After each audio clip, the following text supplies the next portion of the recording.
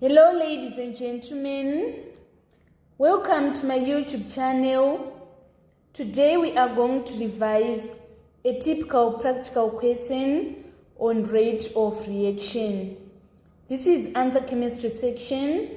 You can benefit from this revision either you are preparing to sit for O-level chemistry paper 3 or for O-level combined science paper 3.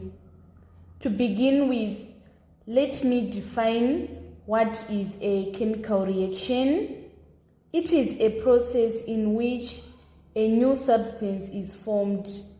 Starting materials chemically change to become the products. Rate of change of reaction is defined as rate of change of concentration of a reactant or a product with change in time.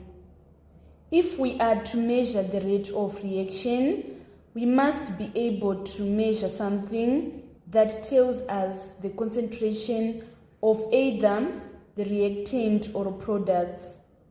The easiest reaction is one in which gas is evolved. In this question, rate of reaction was measured using the volume of gas produced. Let us go on to the question. Fig 1.1 shows apparatus suitable for collecting and measuring the volume of gas produced when zinc reacted with dilute sulfuric acid. The measuring cylinder was first filled completely with water. A wet filter paper was put over the mouth of the measuring cylinder, which was then carefully inflated into water in a trough as shown in Fig 1.1. Let me explain the chemical reaction that is occurring. Zinc is going to react with sulfuric acid to produce hydrogen gas. Zinc being more reactive or being higher up in the reactive series than hydrogen, it displaces hydrogen from dilute acids. So we are going to have zinc reacting with sulfuric acid to form zinc sulfate and hydrogen. So this is the reaction that is occurring. We are having zinc chippings in the form of solid reacting with sulfuric acid in aqueous solution in order to produce zinc sulfate plus hydrogen gas. So on number 1A part 1, we are supposed to suggest a reason why the measuring cylinder was completely filled with water and inflated into the water trough. So in summary, this is what is happening. Measuring cylinder is completely filled with water and turned upside down in trough of water. As gas is collected, it displaces the water and pushes it down. Amount of gas collected can then be determined. So first we need to ensure that the measuring cylinder is completely filled with water before adding zinc chips to the acid. This is to ensure that final volume of gas in measuring cylinder only include hydrogen. Hydrogen is produced in this experiment, and then when using inflated measuring cylinder, hydrogen gas produced by reaction displaces the water in measuring cylinder, allowing volume of gas to be measured. Let me explain again. Measuring cylinder was completely filled with water to ensure that final volume of gas only include hydrogen that is being produced in the experiment, and then it is inflated to allow the volume of gas to be measured. Let us move on to part 2. We want to identify a possible source of error in the experiment. The possible source of error in the experiment is that the gas collected is mixed with air. Because of this error, it is not going to be accurately volume of hydrogen gas produced, as some other gases can also be involved. Let us move on to part B. The results of the experiment are shown in Fig 1.2 as graph X. From the graph, find the volume of gas collected after 1.5 minutes. So here we are having 1. This is 1.2, 1.4, 1.6, 1.8, and then 2. We want to find 1.5 minutes, so it is going to be in between 1.2 and 1.6. So let me repeat again. 1.5 is going to be between 1.4 and 1.6. After locating this 1.5 on our x-axis, we need to draw a dotted line from 1.5 till it reaches the graph. After this, we need to draw another dotted line from this curve till it reaches the y-axis. We now need to find this corresponding y value for 1.5. So here we are having 10. The scale is 2 centimeters to represent 10 units. So here we are going to have 11, 12, 13, 14, 15, 16. So it implies that the volume of gas that is produced after 1.5 minutes is 16 cubic centimeters. Let us move on to part C.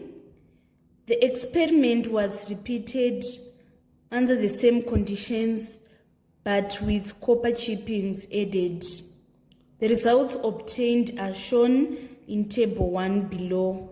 We are supposed to plot these results as graph Y on Fig 1.2. So 0 in the x-axis is in line with 0 in the y-axis. So we are going to plot this point. And then after that, we are having 1 minute being in line with 20 cubic centimeters. So it is this point that we are going to plot. This is our 1. So 1 in the x-axis in line with 20 in the y-axis. We are going to plot this point. And then next we are having 2 minutes in line with 30 cubic centimeters. So 2 in the x-axis and 30 in the y-axis. It is this point that we are going to plot. Next we are having 3 and 34.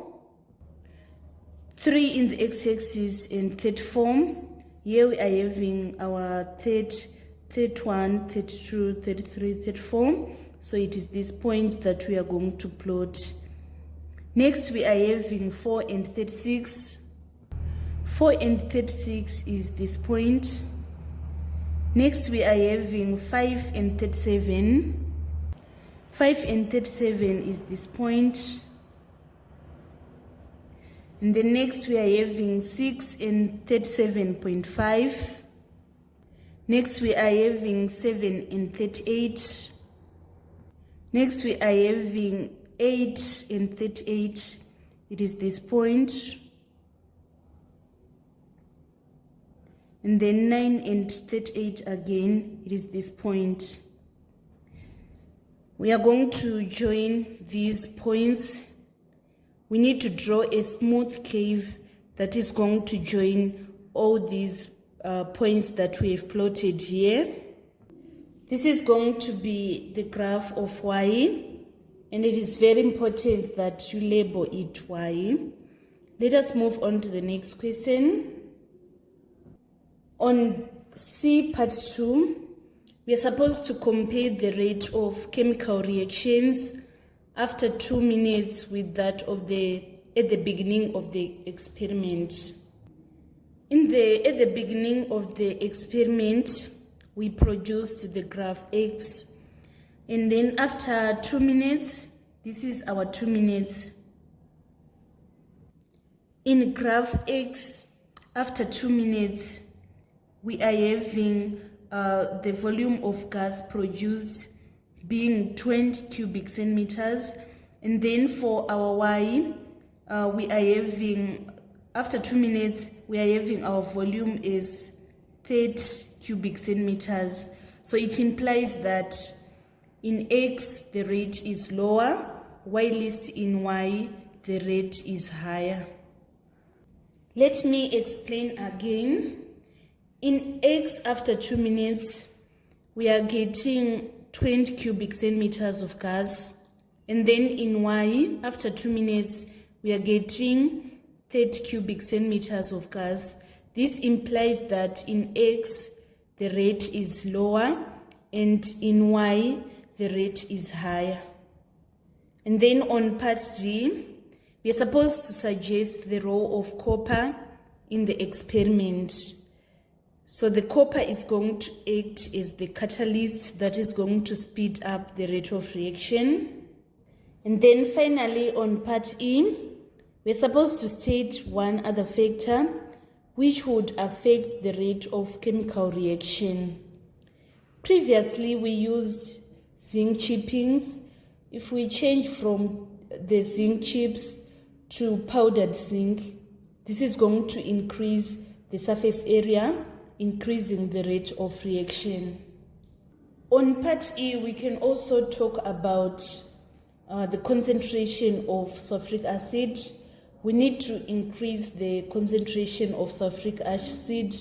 When we increase the concentration, the rate of reaction is going to increase because there are more particles in same volume, so more frequent successful collisions will occur, increasing the rate of reaction. And also we can increase the rate of reaction by heating.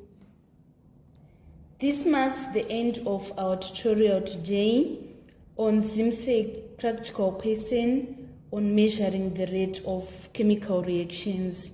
Let's meet again in more practical questions in your preparation for your paper 3s in combined science and pure sciences. This is Eve signing out.